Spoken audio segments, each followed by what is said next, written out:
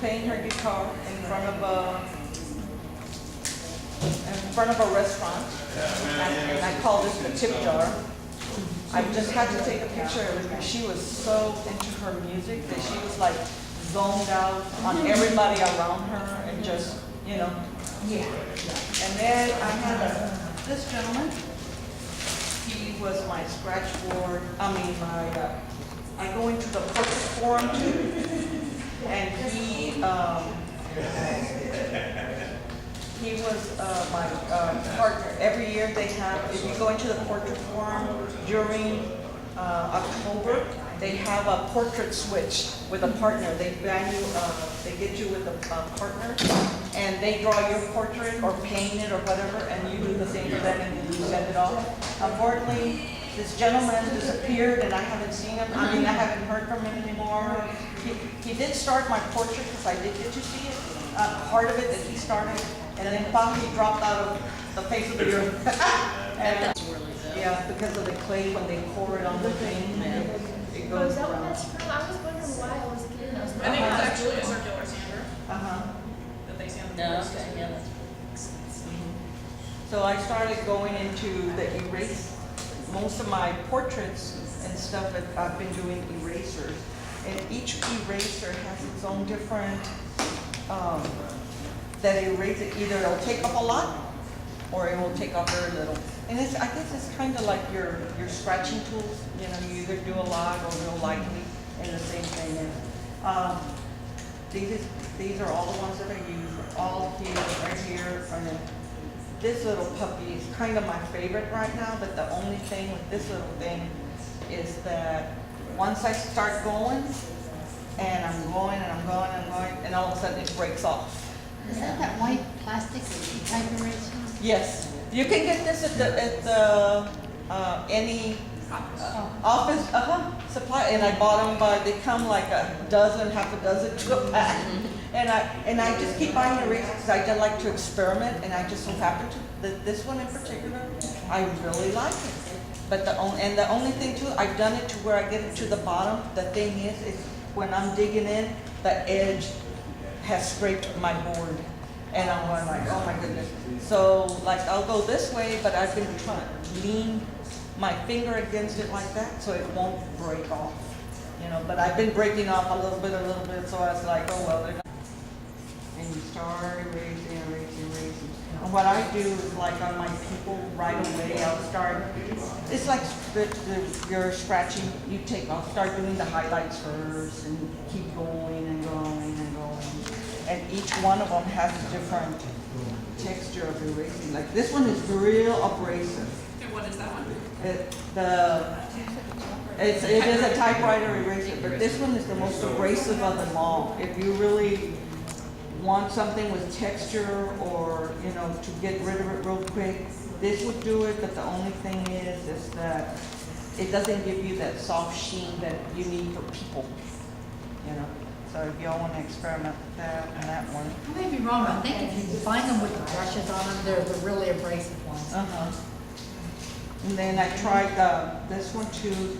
You know, as you can see, you keep going and erasing and basically it's all it is. What kind of eraser is that? This one also, I got this at Hobby Lobby, and they're in the pencil charcoal, where you buy your charcoal pencils and pastel pencils. Okay. They're in there, in that section. And all you do is just erase until you see it. See this one you can see, yes. This one right away you can see it gives you that. This one. Do you do any re-inking? I'm sorry? Do you do any re-inking? Like after you erase, do you ever go back and diluted into it? I usually try not to on the face, and only because it shows right away the lines. But like on her, you'll notice that I did go in a little line Like on her lines right here. On this part of the guitar, was that added back in, or you just left it? No, I left it. And I try to go gray and Just try takes a not to little practice to take. get the finesse. And what I do is like, I'll do one part and then go back because I don't want to take off too much, you know, like way too much. And how much pressure are you like pushing It hard just- or light or medium or it just It depends on what area you are. See, on this one, this eraser is specifically made for ink. You know, like the architects and stuff like that. So it right away comes off. You can see and it gives it that smooth texture on it. I think this is the one that I used on the dog on the floor. Remember when you were saying, how did you get it so shiny? Yeah. Well, the thing is, when I started erasing and going, it gave it that sheen and kind of scared me because I thought, oh my gosh, it's not gonna go away. It's gonna stay on there. But I'm thinking that it's the board because it doesn't see how it doesn't do it on anything else. Yeah. You know, and on that particular board, it gave it that sheen for some reason. This is Art Stroke by Creative Mark. So whatever works, like this one, see how it took it off, but it gives me that gray. Yeah. So that can give me the highlight. Put everything and then click on it. See, and it comes up pretty Put everything quickly. in one line. And that's how I use like on the shadows. Once you know your face and all that, start going. And it's like you're scratching. If you're gonna scratch in one direction, you have to stay in that direction. Because if you start doing this and then you go, oh, you know what, and you go this way, and that's like scratching, you're going one way and then you go this way, it's like, oops, everybody can see it. So. And I've been trying every little thingy here. I think I have this one. I can't even collect erasers. And you know what works on this too very, very well is like if you do the hair and you go in and you give it that gray texture like that, because it has the gray texture on it. And then you come back in and then you scratch to give it those highlights. And they're in there. I've been afraid to use a pink pearl. Scratch. Oh, no. That's wonderful. No. Well, I've been experimenting, so I've been trying any eraser I can find. I'll try it just to see what kind of texture or how fast it'll come out. Because I've tried some erasers that don't even work, don't even scratch the surface. It's like, oh, that one's out of the way, but they won't scratch. Can I ask you one thing? Is it so? Do you have to do it more to make it smooth?